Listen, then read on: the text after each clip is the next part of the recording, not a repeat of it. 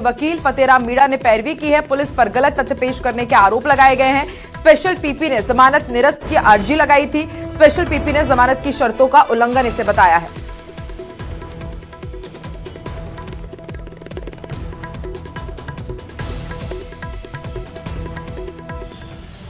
आज नरेश मीणा की जो बेल एप्लीकेशन राज्य सरकार द्वारा जो पेश की गई है उसमें फाइनल आर्गूमेंट हो चुके हैं और फाइनल आर्गूमेंट के बाद में माननीय न्यायालय द्वारा 7/3/2026 इसको ऑर्डर में रखी गई।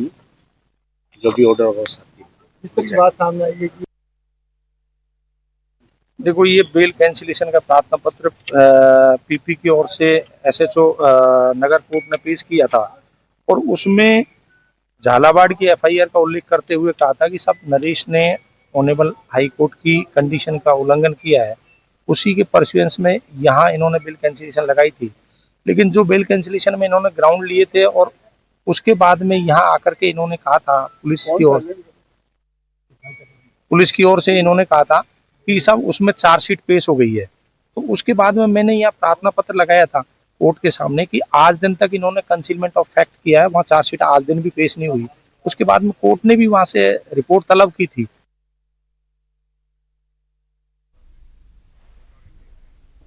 और इसी बीच बिग ब्रेकिंग अब आपको भीलवाड़ा से बता दें, तस्करी के खिलाफ पुलिस ने बड़ी कार्रवाई की है। 15 किलोमीटर तक तस्करों को यहां पर उनका पीछा किया है। तस्कर की गाड़ी ने वाहनों को भी टक्कर मारी। देखिए लगातार तस्करों का आतंक बढ़ता ही जा रहा है और पुलिस भी ताबड़तोड़ यहां पर कार्रवाई कर रही है। इस वक्त की बड़ी खबर आपको भीलवाड़ा से बता रहे हैं, जहां पर पुलिस को इनपुट मिली थी कि कुछ तस्कर यहां पर खनन कर रहे हैं और उसके बाद यहां पर पुलिस पहुंची तो पुलिस को देखकर के उन्होंने भागने की कोशिश की और उसके बाद बताया जा रहा है कि 15 किलोमीटर तक पुलिस ने इनका पीछा किया और उस दौरान यहां पर काफी जो माहौल था तनावपूर्ण भी हो गया। इस वक्त की बड़ी खबर आपको बता रहे, तस्करों की गाड़ी ने वाहनों को टक्कर मारी है। खेत में गाड़ी छोड़कर के तस्कर फरार हो गए। 57 किलो 120 ग्राम डोडा पोस्ट जब्त किया गया है। भीलवाड़ा के बनेड़ा गुलाबपुरा मेगा हाईवे पर डाबला गांव के पास पुलिस ने इस कार्रवाई को अंजाम दिया है।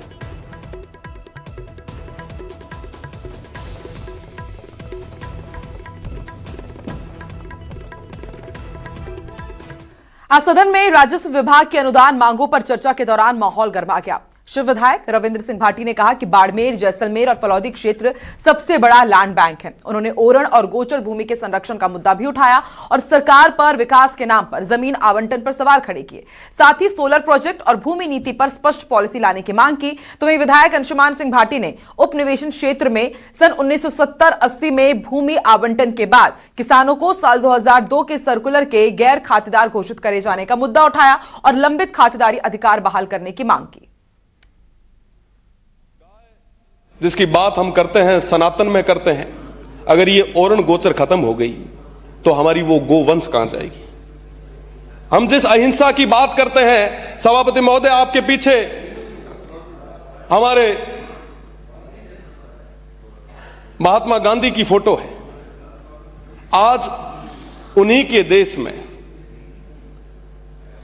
जहां ओरणों को बचाने के लिए संघर्ष किया गया, उन्हीं के देश में आज के समय में ओरणों को पूरी तरीके से खत्म किया जा रहा है। हमारे वहां कहा जाता है साहब, घी डोलियो तो कहीं कोन पर पानी डोले तो जीव बढ़े। आज वो ओरण गोचर जिसके अंदर कई सारे हमारे तालाब है, आगोर हैं, आज उनको पूरी तरीके से खत्म किया जा रहा है। ये बहुत गंभीर विषय है और आज उनको लेके कोई बात करना नहीं चाह रहा। उन ओरण गोचर को लेके किसी तरीके की कोई पॉलिसी नहीं है। आप सीधा जमीनें अलॉट कर रहे हैं। जब एक्साइज की पॉलिसी है, हर एक डिपार्टमेंट की, दारू जैसे डिपार्टमेंट की आपने पॉलिसी बना रखी, तो लैंड अलॉटमेंट की आप कोई पॉलिसी क्यों नहीं बना रहे? आपके हर कैबिनेट मीटिंग में आपने लैंड अलॉट की है। ये जमीनें किसकी है साहब? ये कौन लोग हैं?